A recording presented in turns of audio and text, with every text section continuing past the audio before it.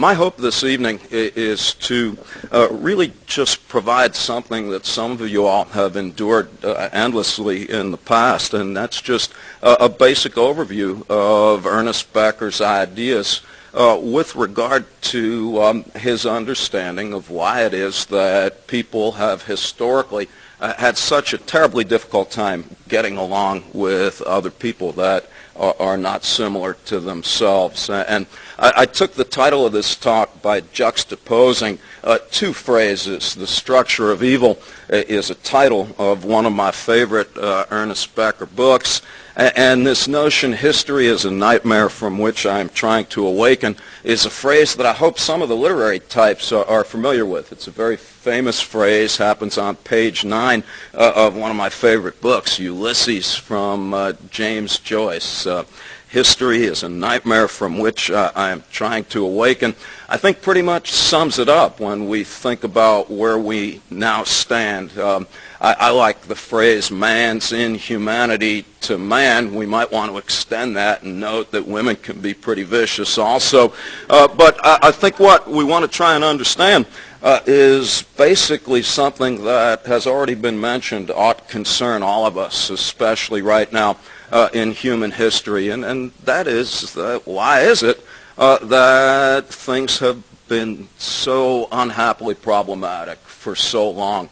As some of you have heard me say before, even a really benevolent glance of human history reveals quite an ugly ongoing succession of genocidal atrocities, occasionally punctuated by brutal subjugation of designated in-house inferiors. And this goes back to the dawn of recorded human history. We don't know what our proto-human ancestors were up to, but we do know that from the minute that people have started keeping track of each other's, to the extent that there's a tangible historical record, that things have been rather bleak. And again, at the risk of being redundant and with no desire to ruin your dinner, whether you've had it or not yet, let's just note that way back 3,000 or so years ago, we see bas reliefs from Assyrians where every time they would come in and raid a neighboring village, the first thing that they would do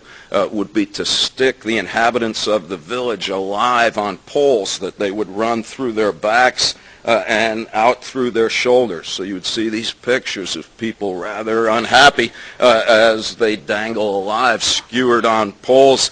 I'll spare you the rest of history except to give you a 30-second travelogue. We can go through the Trojan Wars, the Peloponnesian Wars. We could think about Attila the Hun, the Crusades, the Inquisition, Ivan the Terrible, Peter the Cruel, delightful names.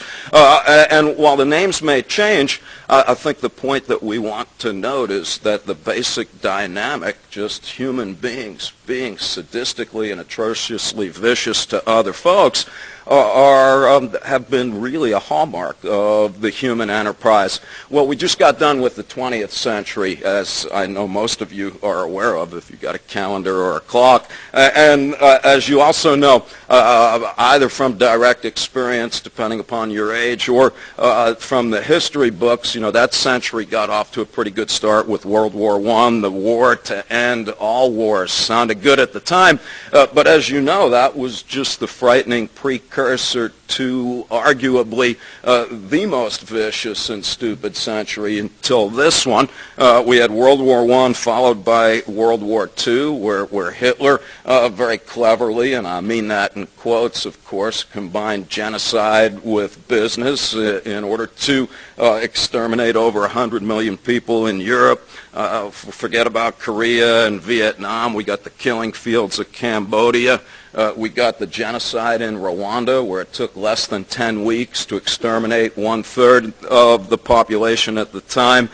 We've got Yugoslavia, or whatever it is that they call those countries these days.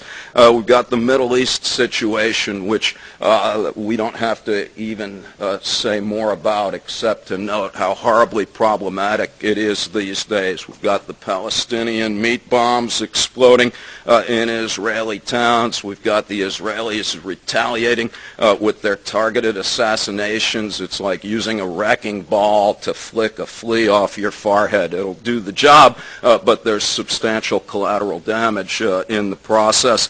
And anyway, when I talk about these kinds of events, what a lot of people say is, yeah, you know, that's just terribly gruesome, but happily, in Los Estados Unidos, that being the United States, we don't have those problems. That kind of savagery just exists elsewhere.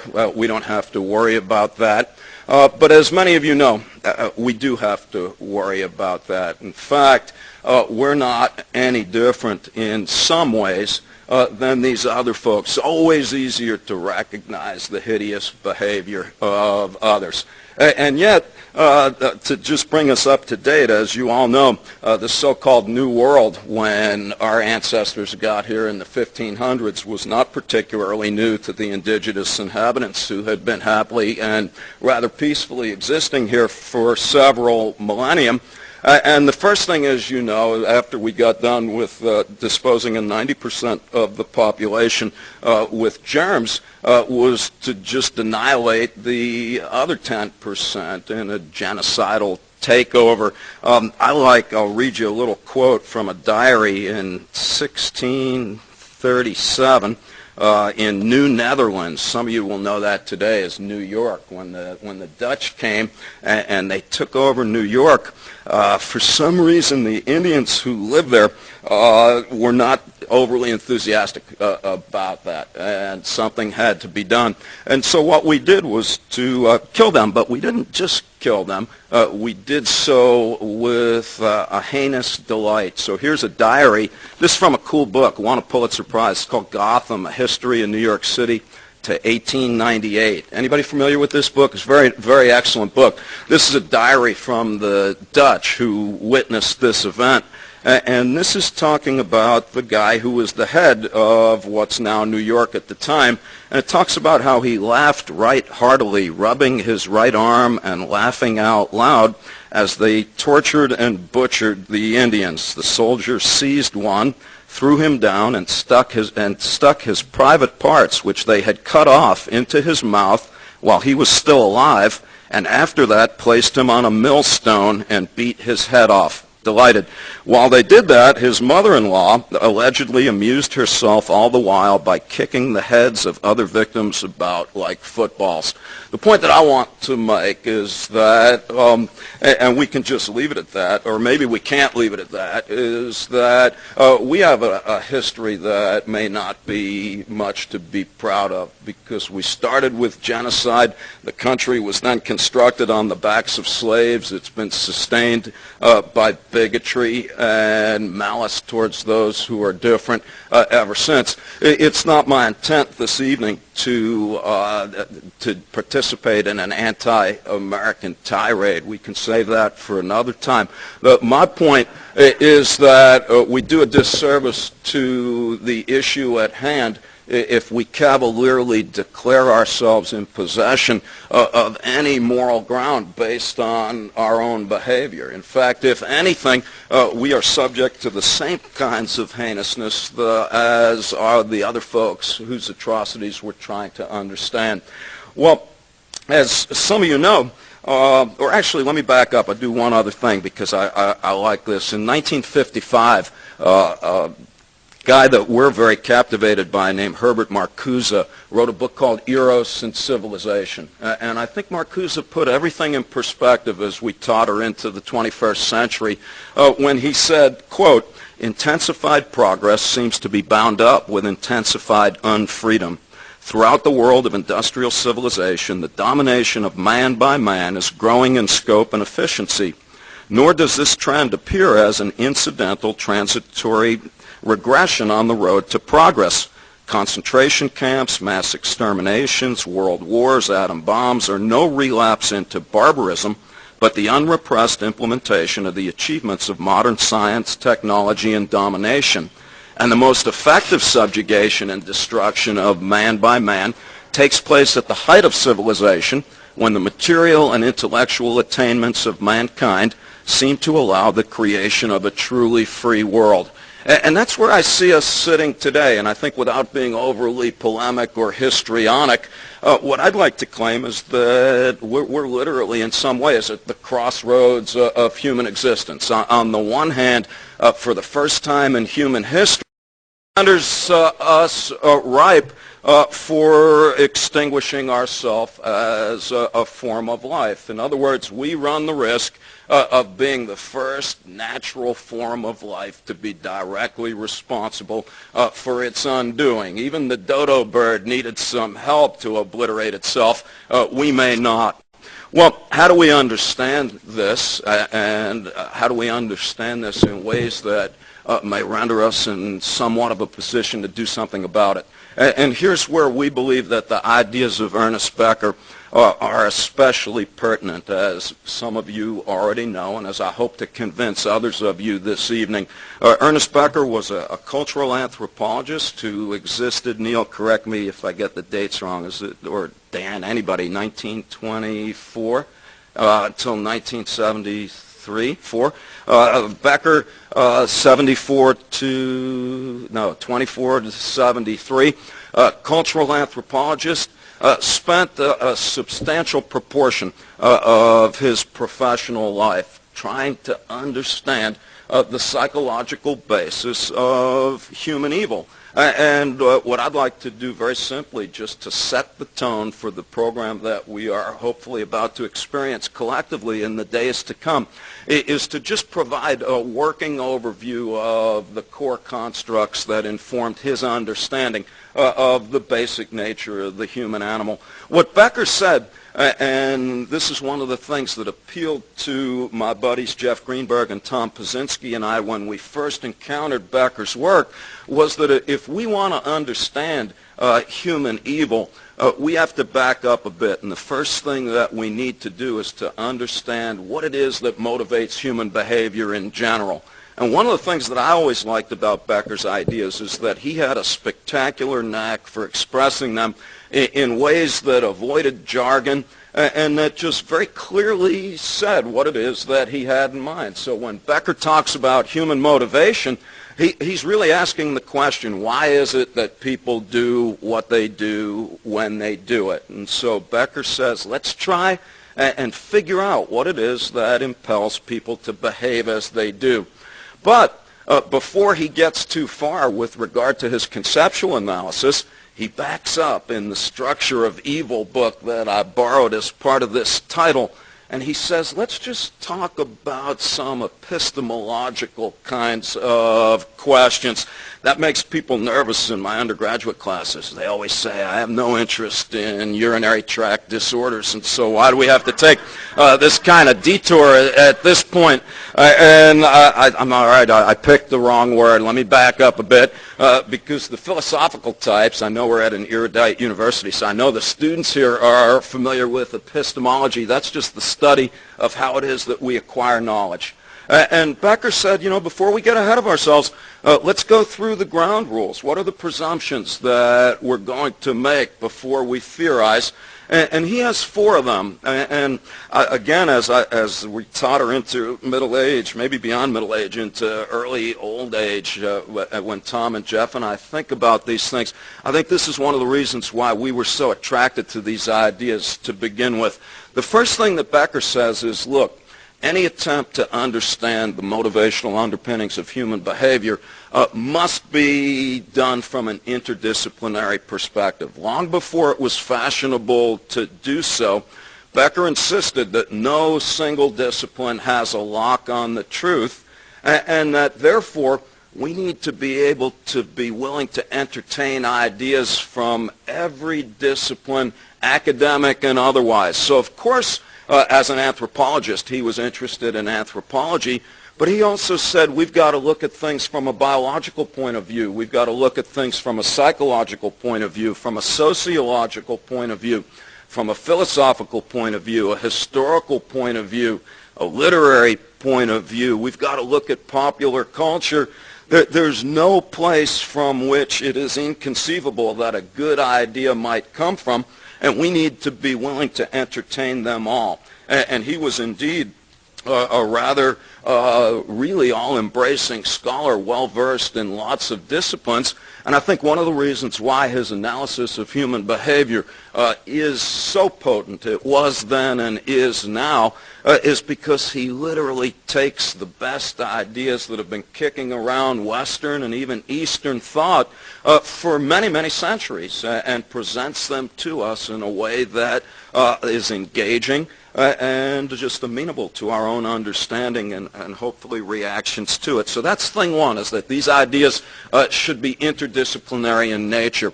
The second thing that Becker argues, or his second epistemological assumption, if I can get technical on you for a moment, is the idea that if we're going to get anywhere in terms of understanding human behavior, we need to go about it in an empirical or scientific fashion. On the one hand, Becker said, look, every idea should be considered. Everybody's got a right to an opinion, but not all opinions are created equal. In other words, for Becker, you have a right to be wrong. Who's familiar with postmodern thought? Anybody know the postmodern types? I don't have time to argue with you today, and I don't know where you stand on this issue, but it's currently fashionable in academic circles to insist that any idea is as good as another. So a brain surgeon is no better or worse than someone who reads the entrails of dead animals in order to predict the weather. Well, I disagree, and so would Becker. Becker's claim was that ideas that are apt to be powerful, and I want to avoid the word truth so we can dodge the issue of what it means when you declare an idea to be true. Becker's point very simply is that, historically speaking, the most powerful and enduring ideas are ones that can be subjected to empirical scrutiny. And while Becker himself never went out and tested his ideas directly, that's one of the things that Jeff and Tom and I have done, along with a host of other folks, some of whom you'll meet this weekend. And we think it's important to note that just about every one of the ideas that comes from Becker that we have subjected to empirical scrutiny has held up quite nicely. So that's the second point, is that all things being equal, ideas that are subjectable to empirical scrutiny will fare better than those that are framed in ways that do not allow that to occur. Becker's third insistent notion that I find particularly and poignantly relevant to our collective concerns in the context of this meeting, it comes from his really unabashed commitment to both the Enlightenment tradition as well as the pragmatic tradition of the American philosophers of the 20th century. Becker really did believe, and maybe a little smattering of having grown up or existed in the 1960s, in the hippie days. As many of you know, the Enlightenment tradition, those were heady times, because the idea was that human beings could rationally try to understand the world around them, and they can use what they learn in an effort to modify both themselves and the world around them to make the world a better place. That sounds like Walt Disney to some these days, and yet Becker took that idea quite seriously. He was not a big fan of the stodgy academic notion that one acquires knowledge for the sake of knowledge per se, but again, rather following the pragmatic philosophers like Peirce and Dewey. He insisted that knowledge is only useful to the extent that it informs action, either personally or at the more broad social level. Finally, Becker said that we will fare much better with our theories about human behavior if we ground them very solidly in the context of Darwin's ideas vis-a-vis the theory of evolution. Again, I'll spare you a longer tirade just to avoid getting hung up here. But the point that Becker makes is that Darwin's theory of evolution, whether it's, quote, absolutely true or not, is without a doubt the most potent and enduring theory in the history of science. It's been here for quite a long time. It's yet to be disconfirmed. It has led to stunning predictions about the nature of reality that have proven to be true. And therefore, it would behoove us to frame our theoretical conceptions about human motivation in the context of what Darwin had to say. All right, with that in mind, let's launch very quickly into Becker's understanding of the basic motivational underpinnings of human behavior, and then let's see how that helps us understand the kind of vicious human behavior that I insist has characterized the history of humankind to date. And then let's very briefly ponder whether or not that analysis may help us move in behavior that I insist has characterized the history of humankind to date. And then let's very briefly ponder whether or not that analysis may help us move in directions that are useful and productive vis-a-vis the future of the species. And then let's hope that I shut up and we can have some snacks and talk to each other. All right, let's start with Darwin and the theory of evolution that I think everyone here has at least a rudimentary familiarity with. As you know, Darwin argued that all forms of life share in common a biological predisposition towards self-preservation in the service of survival and reproduction. I think that's pretty straight ahead. Darwin just said that living things like to keep living. And that's something that we share with every other living thing on the planet. But what Darwin also said is that there's a really fantastic and diverse a variety of really elegant and clever ways that different forms of life have been able to adapt to the demands of their physical surroundings in order to be able to survive and prosper. And so to use some silly examples, we could think about the turtle. It's not going to win any races in the Olympics, and yet turtle's got something going for it, and that's the shell that it can just duck into and hide whenever it needs to. It comes in pretty handy. We can think about, I don't know, the eagle. It's got pretty good vision. Supposedly an eagle can read the date off a penny from the air. I don't know who's determined that, but being able to see has definitely helped that creature out fairly well. Dogs have a good sense of smell, as anyone who has one will attest. The point that Becker makes, and that Darwin was also very painfully aware of, is that if you contrast human beings with most other forms of life, what you find is that we're quite frighteningly and almost pathetically impoverished when you just look at our physical attributes. The average human is a monstrous spectacle, starting from minute one and then working your way up through the lifespan. There's nothing more heinous. There's baby Olive there. Can't roll over, can't sit up, can't grab the cell phone and dial out for a pizza, completely unable to engage in even the most rudimentary of instrumental behaviors. But even the more mature amongst us are not particularly well suited, according to Darwin, to function independently and autonomously by virtue of our physical attributes. We're not excessively large creatures, not overly fast creatures. Our eyesight, mine especially these days, is getting quite impoverished. Our sense of smell, terrible. We don't have sharp teeth, don't have especially sharp claws. The point is that there's no way we would be sitting here today if we had to survive by virtue of our individual physical attributes. Well, what do we have going for us? Well, according to Darwin and according to Becker, we've got two things that are especially handy. We've got the fact that we're especially social or gregarious creatures, and we've also got the fact that we're pretty intelligent, although let's not be too homocentric here. Intelligence is vastly overrated. Unabomber's a smart guy, but that doesn't mean that we want to honor him for that. But I digress just a bit. But let's talk about human beings both being highly social creatures as well as vastly intelligent creatures. The point that Becker wants to make is that it's those two things that render us alive today. On the one hand, we're social creatures. None of us can survive by ourselves. But when we cooperate with each other in the service of constructing a host of elaborate institutions that facilitate our collective survival, we can do great. So we can't make it by ourselves, but we've got hospitals, we've got schools, we've got takeout Chinese food, all of the important things that we need in order to be able to make it on our own. We also have the fact that we're pretty bright. And one of the things that Becker wants us to marvel at, and he takes this idea from one of his major influences, that being a guy named Otto Rank, is the notion that human beings are so smart that we can actually imagine things that don't yet exist and then have the audacity to transform our dreams into reality. Rank has one of my favorite phrases. He says, human beings make the unreal real.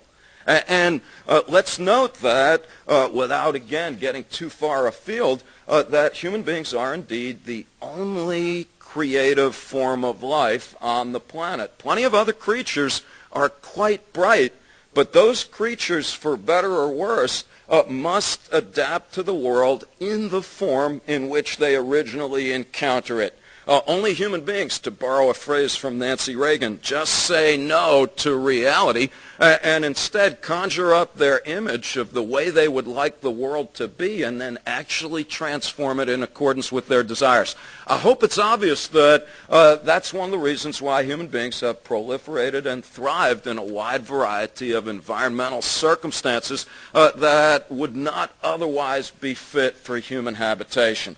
Well, the point that Becker makes is that we need to sit on this idea, and we need to take Darwin's notion that we're social creatures and intelligent creatures, and we now need to combine it with the ideas of the Danish philosopher Kierkegaard, who in the 1840s pointed out that there's something interesting about humans, and that is that we're so smart that we know that we're here. All right, without technical language, we can call this notion self-awareness, we can call it self-consciousness, call it whatever you want. But what Kierkegaard pointed out is that we're so smart that we know that we're here. I've actually gotten a little squeamish about this because when I'm at Skidmore, I often ask my classes, I say, look, this is not a trick question, but how many of you are aware of the fact that you're here right now, either listening to me or wondering about when I'll stop droning so we can have some snacks? And I'm like, raise your hands if you know that you're here. Can I get some hands? Just a rhetorical question. All right, good. I got about 50%, and that's about what I get at Skidmore. In more friendly venues, I can get almost everybody to admit that they know that they're here. And the point that Kierkegaard wants to make is that a blade of grass is here but doesn't know that it's here. An insect is here but doesn't know that it's here. I'm not going to get in any debates with you about whether your cat knows that it's here or your dog knows that it's here. All I would insist for present purposes is that you're here, at least some of you. No, you're all here, but most of you will admit that you're here. And what Kierkegaard said is, look, the minute that you know that you're here, you experience as a human being two uniquely human emotions that he designated as awe and dread, respectively. So Kierkegaard said, yo, it's awesome and dreadful to be here and know it. All right, now on the awesome side of things, and let's not lose track of this because I think ultimately it may be our salvation, Kierkegaard said, you know what? There's something spectacular about being alive and knowing it, and that each one in our better moments enjoys just the sublime privilege and joy that comes from the recognition of our very existence. Who's ever had it? It's another one of those rhetorical questions. All right, I did better than you admitting you're here. This is great. So you can admit that every once in a while you have one of these magic moments. You wake up. It's a beautiful day. You walk outside. You get a face full of fresh air. You see like the sun glancing off a flower. And you're like, oh, my God, it is fucking tremendous just to exist. Now, you didn't do anything great that day. You didn't win a Nobel Prize. You didn't win the lottery. And fortunately, because the best things in life are indeed free, that's quite unnecessary because you are really just basking in the ultimate human prerogative, which is to be alive and to know it. That's awesome. And only in America is it tough to get people to admit that it's great to be alive. But let's leave that issue aside for just a moment. The point that Kierkegaard makes is that it's awesome to be alive and to know it.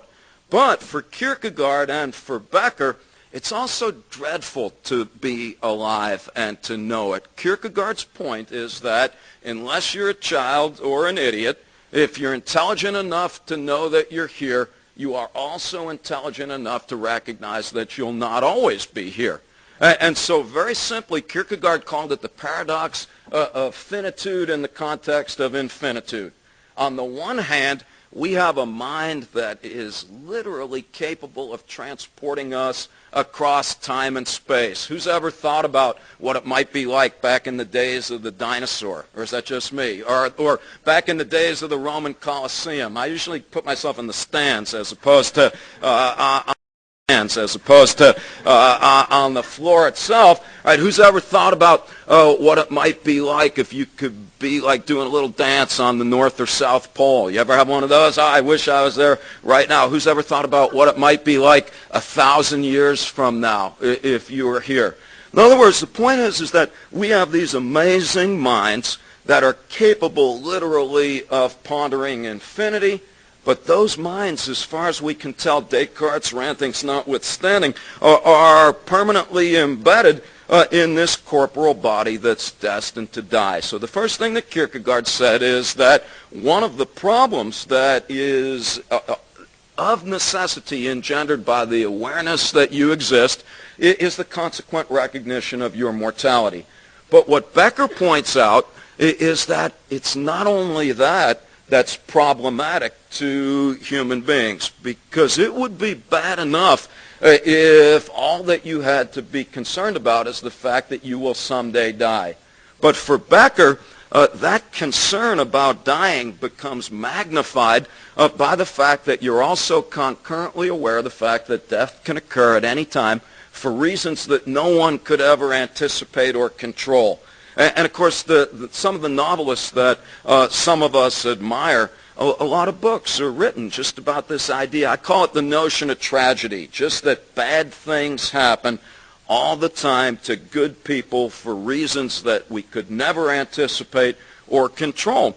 And again, silly perhaps, but you each know the next time you get on an airplane and it appears to be flying lower than it ought that you might be next to be vaporized against the side of a building. And you know the next time you open a card and that white powder falls out that it might not be talcum powder. And you know the next time you get a headache, it might be a migraine. Then again, it may be a baseball-sized inoperable tumor, a harbinger of your last 6 weeks on Earth. The problem is that you know all of those things. Well, things are looking pretty ugly, but it gets even worse because Becker points out it's not only the fact that you're going to die, it's not only the fact that you know that death can occur at any time for reasons that can't be anticipated or controlled. Now what he does is, following Freud, he says, you know what? There's another problem, and that's that you're an animal. You're a breathing piece of defecating, urinating, vomiting, expectorating, perspiring, menstruating, ejaculating, exfoliating, somebody stop me, postnasal dripping. You're a piece of meat, and you're no more significant or enduring than a cucumber or a cockroach, and you know those things. Well, Becker's point is that the ongoing awareness of the reality of the human condition, that you are mortal, that you are vulnerable, that you're a cold cut with an attitude, spam with a plan, without the can, a talking sausage, does not sit well with the average human being. And that, in fact, we would literally be paralyzed with abject terror if that's all we thought about. Think about that for a moment. Well, maybe don't think about that. But the point is, if that's all you thought about, I'm going to die, I could walk outside and get stricken by a meteor, meet with a beat, you would not be sitting here with any modicum of psychological equanimity. You would be a quivering blob of biological protoplasm cowering under the table, groping for a Valium the size of a Buick. But you're not. And so now the question is, That's a Woody Allen thing, by the way. I'd love to claim credit for that joke. What movie is that from? Jeff, do you know that one?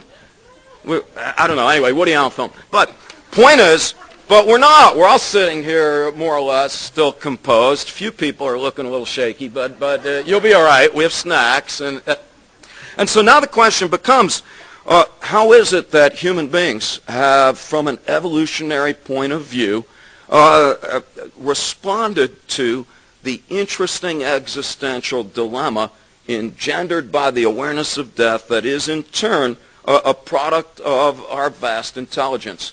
What Becker hypothesizes, using the ideas primarily of Otto Rank and another guy named Norman Brown, is that human beings solve the problem of death using the same cognitive capabilities that engendered it in the first place, and that's our vast ability to think abstractly and symbolically through the construction and maintenance of what we would call culture. Now, Becker defines culture as humanly constructed beliefs about the nature of reality that are shared by people in groups in order to minimize the anxiety engendered by the uniquely human awareness of death. Now, we're going to hear a lot more about some of these notions tomorrow, and so let me just preview this idea by suggesting that for Becker, culture reduces anxiety with respect to death in two ways, which he refers to as lending meaning and conferring significance, respectively. So the first thing that Becker says is that what cultures do, and there's a whole lot of different ways of doing this, and he can speak with authority as an anthropologist, is to provide their constituents with answers to universal cosmological questions about the nature of life. Where do I come from?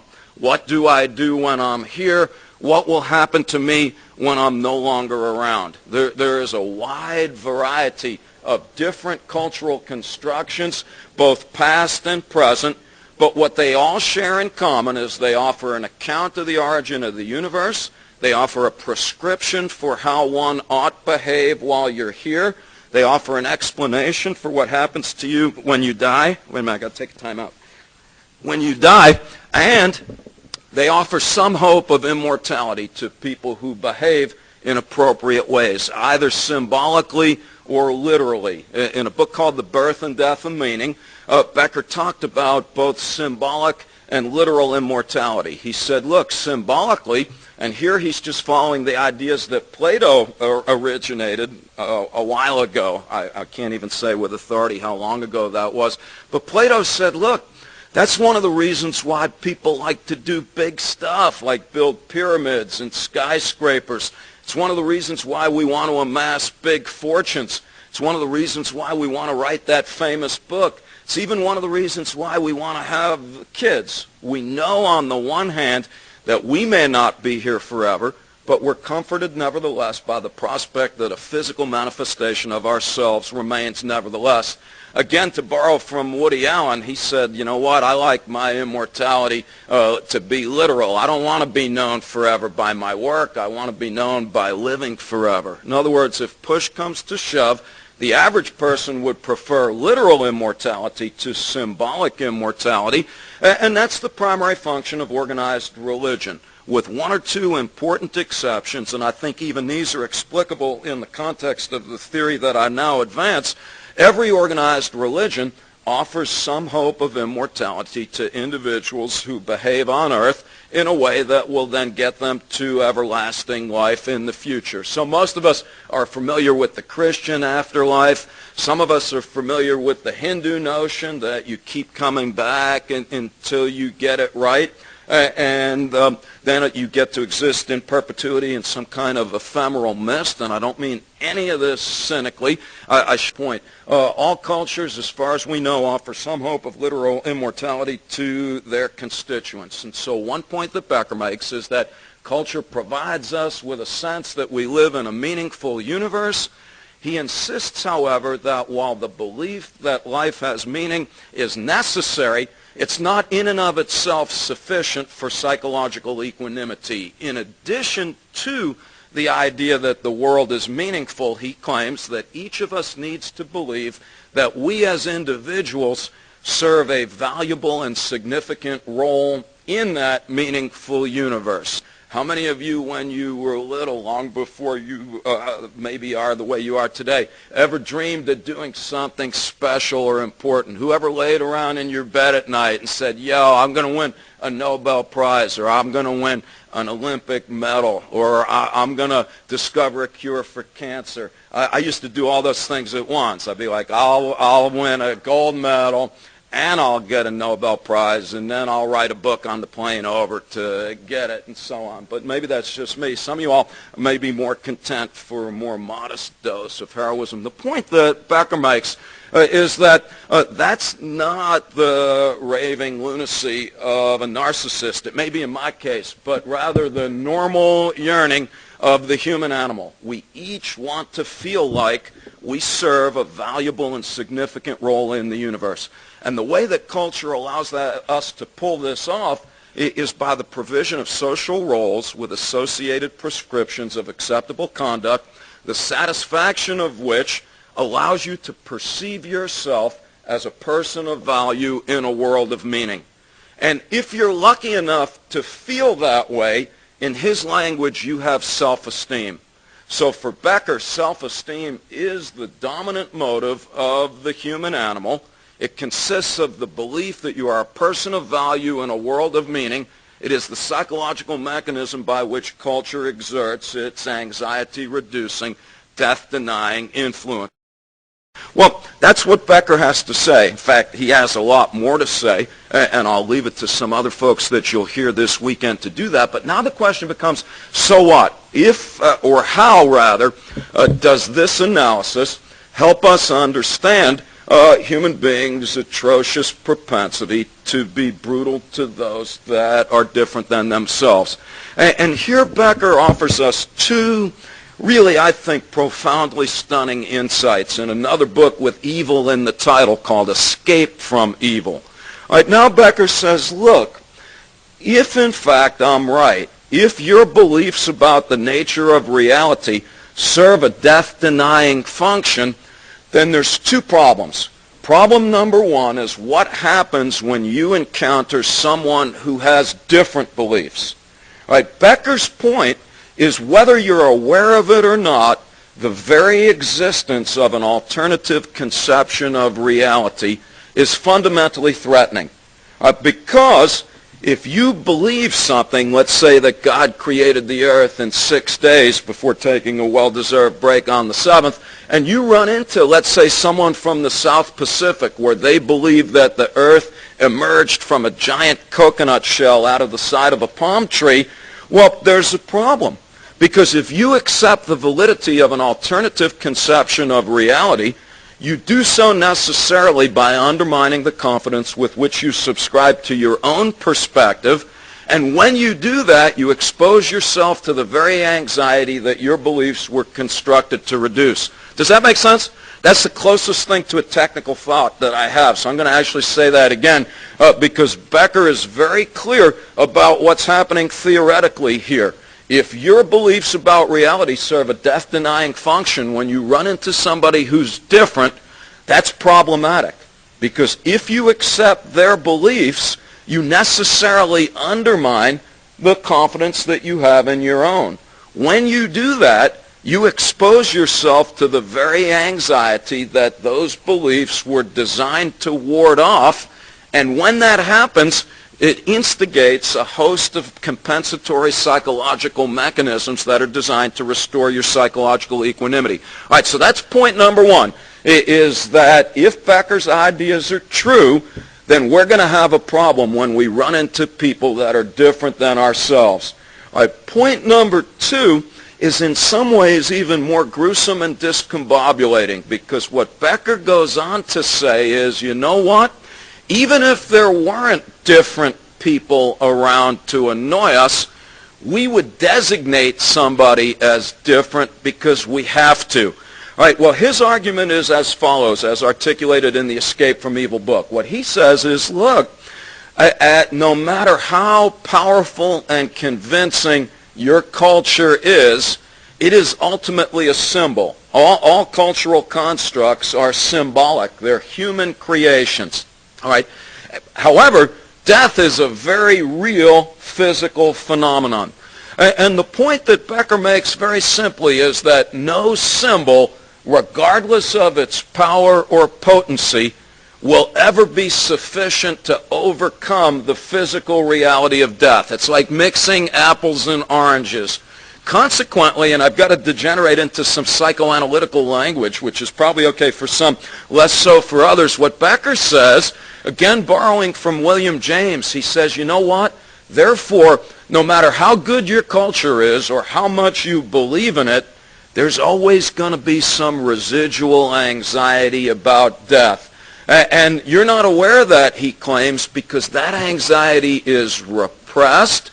And then using Freud's ideas, what Becker says is that repressed anxiety is projected onto another group of individuals, either inside or outside of your culture, that you designate as the all-encompassing repository of evil, the eradication of which would make life on earth as it is in heaven. He calls them scapegoats, and I think we're familiar with them. They're either in-house or external ones.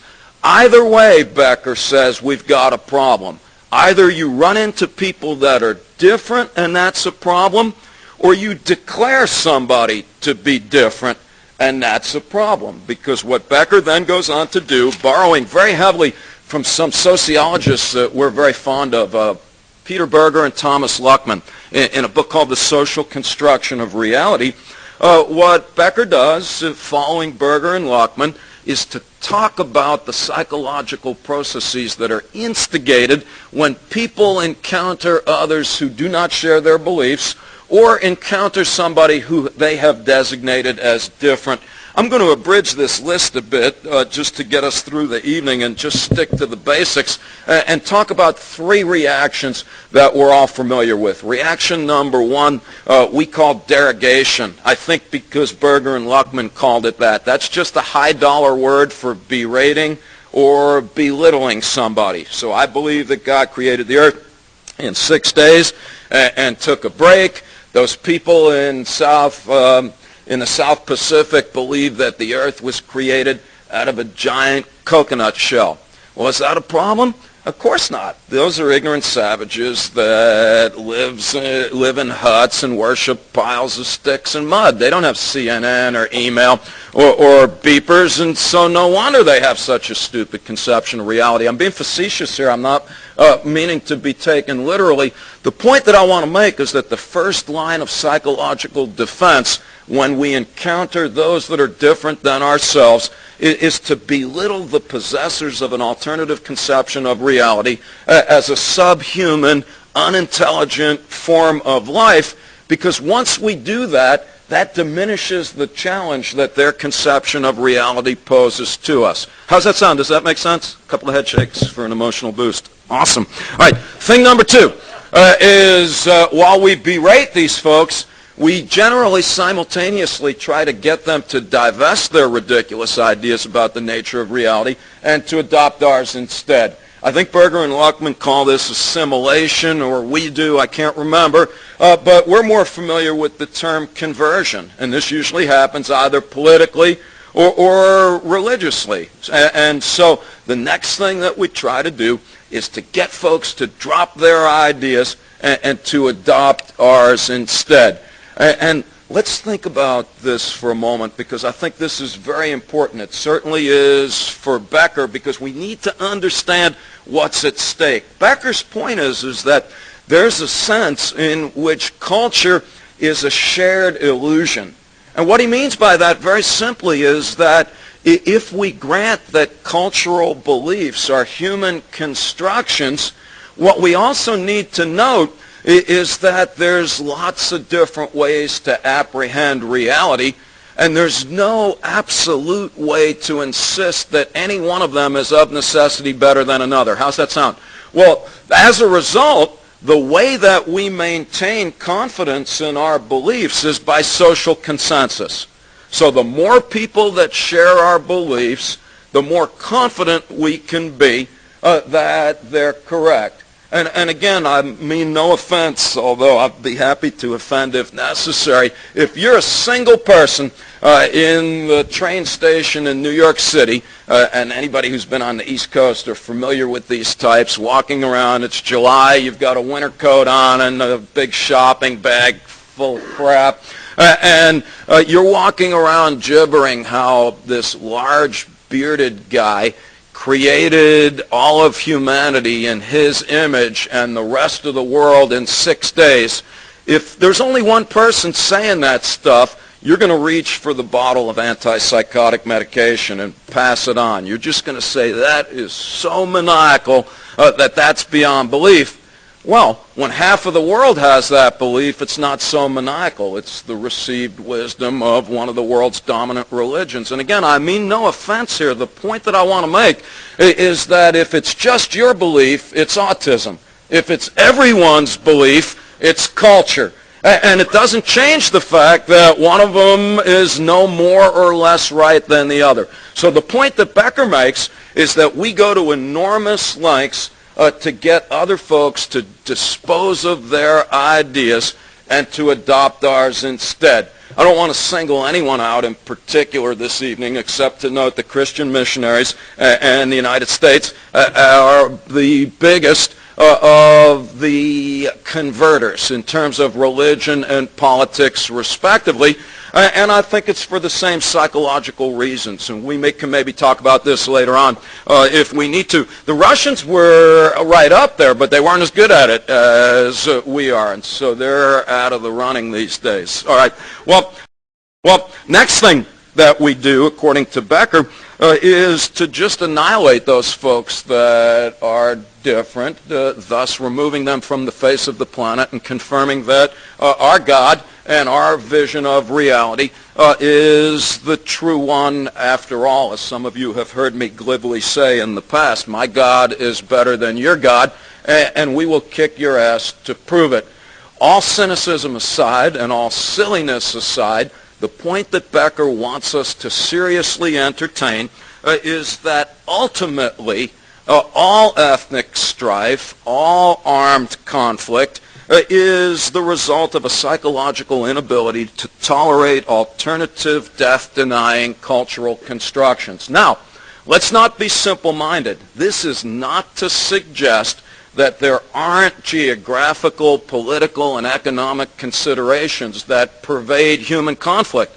There certainly are. Well, the point that Becker makes, and I've really talked too much, and I'm hoping to shut up in the next 5 minutes or so, is that if these ideas ought to be taken seriously, then what are the implications of them for us as human beings in the world in which we now inhabit?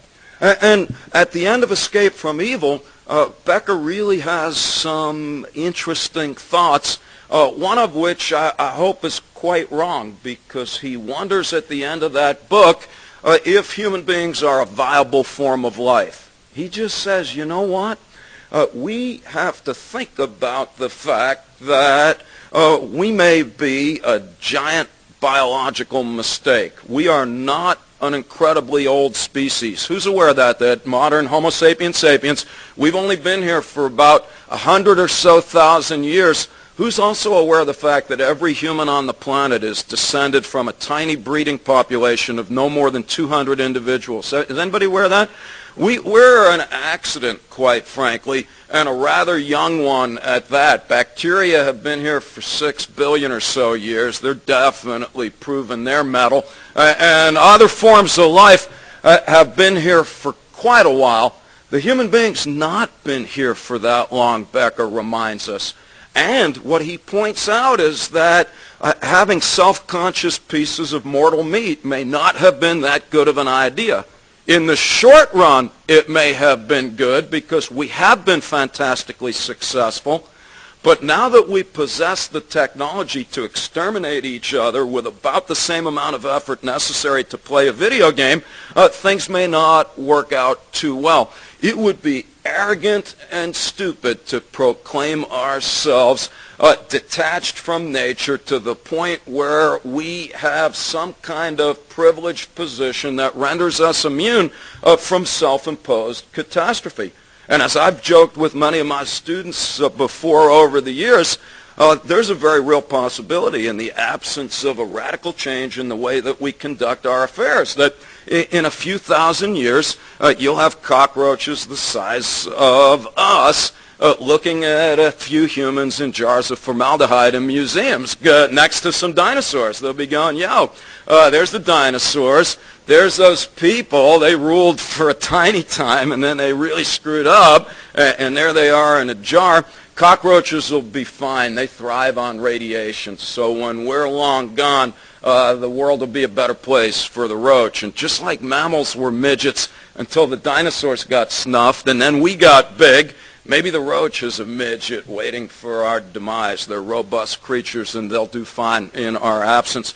Let's hope that that's prematurely unfortunate, because if that's where we stand, let's just stop the conference and head to the nearest brew pub and drink as much as we can, as fast as we can.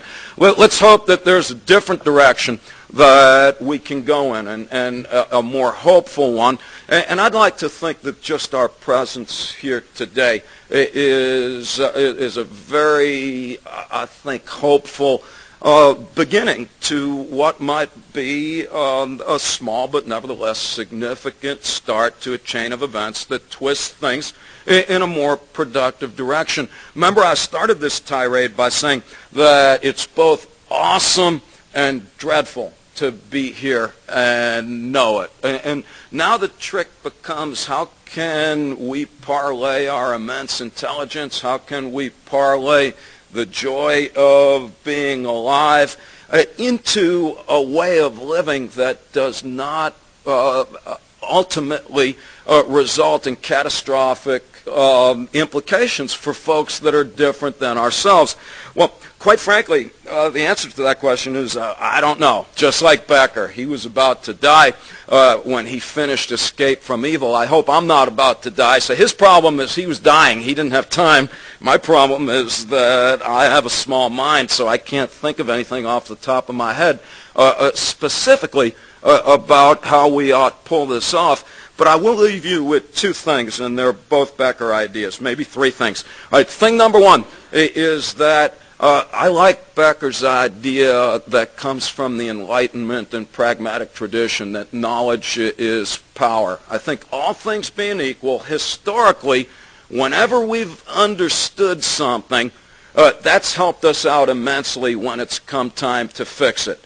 All right, so when we learned that syphilis was caused by bacteria, well, that helped us figure out that we need to develop penicillin in the service of obliterating it. Until then, we hadn't a clue, and we weren't doing too well. Similarly, when we wanted to learn how to fly a plane, the Wright brothers learned about aerodynamics, and then they got a plane in the air. People said it couldn't be done, and yet they did it.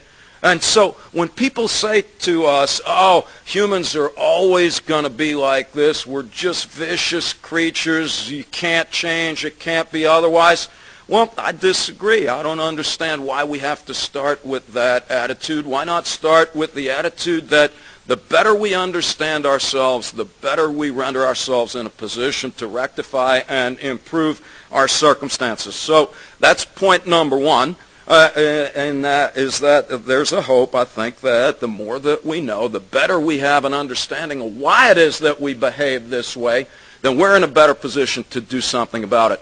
All right, point number two, and this is a Becker point, and I'll be intentionally obscure in the hope that we can continue to discuss this idea and that other presenters in the program to come will address it more directly, is that Becker also insists that there's got to be a religious dimension to any serious effort to improve the human condition. He basically said, you know what? There's no way that we're going to get out of this without dabbling in religion broadly defined. One of my favorite Becker quotes in The Denial of Death is that psychology can only take you so far, at which time it drops you directly on the doorstep of religion. All right, well, what does he mean by that? His point very simply is that every one of us, whether we like it or not, just to get up in the morning, we have to believe things about reality. Every one of us has beliefs about reality. They may be religious, they may be secular, But every one of us has beliefs about reality, and if we're honest with ourselves, there's no way that those beliefs about reality can ever be unambiguously confirmed. Well, then why do you still have them? Well, you still have them because you have faith. And the moment you get the F word, that's not the F word that most people are used to hearing me say, but the F word, the minute you get faith into the equation, you're beyond the boundaries of psychology and enter into the domain of religion. And one of my favorite phrases from this Oswald Spengler guy, who's ever read Decline of the West or heard of that book. Anyway, Spengler says faith is the beginning of all intellectual inquiry. Because if you didn't have faith, you wouldn't bother to think about things to begin with. And so Becker's point is that we need to have faith. We need to have faith that it is possible to envision a world other than the one that we currently reside in. And then we need imagination. We need to be able to imagine what it is that that world might look like. When Da Vinci drew pictures of helicopters, people are like, oh, what a lunatic. What's wrong with you, bro? And yet 500 years later, we're flying around in those machines. Would it be so ridiculous to imagine a world even slightly more pleasant than the one that we now reside in? And then on top of imagination, to have the courage to act in ways to make it actually happen. So that's a nice triumvirate for me. Faith, imagination, and courage, and I think that'll take us a long way. Anyway, I've talked much more than I had hoped.